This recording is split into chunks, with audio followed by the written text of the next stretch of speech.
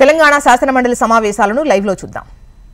Protocol సిస్టంలో ఉంది. ప్రభుత్వం దాన్ని గతంలో అమలు చేసింది, ఇప్పుడు కూడా అమలు చేయాల్సిందే.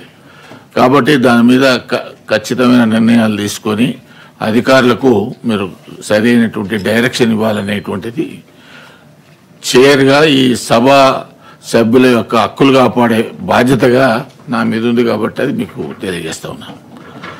3, గతంలో ఏసీడీపీ నిధులు 23-24 సంబంధించినవి కొంత ఖర్చు పెట్టినారు, కొంత ఖర్చు పెట్టలేదు.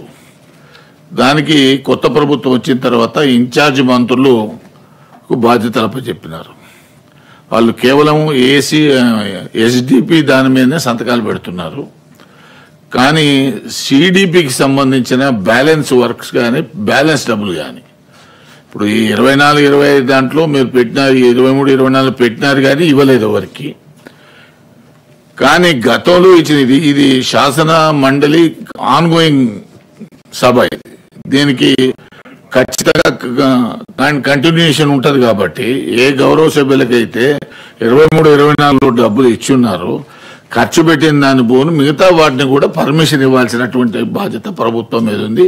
దాని మీద వెంటనే ఆదేశాలు ఇచ్చి ఇన్ఛార్జ్ మంత్రులకు మీరు ఇవ్వాల్సినటువంటి బాధ్యత ప్రభుత్వం మీద ఉన్నది. కాబట్టి దాని మీద కూడా వెంటనే చర్యలు తీసుకోవాలనేటువంటి విషయాన్ని నేను ఈ సందర్భంగా ఈ అధ్యక్ష స్థానం నుంచి ప్రభుత్వానికి కోరుతా ఉన్నాను.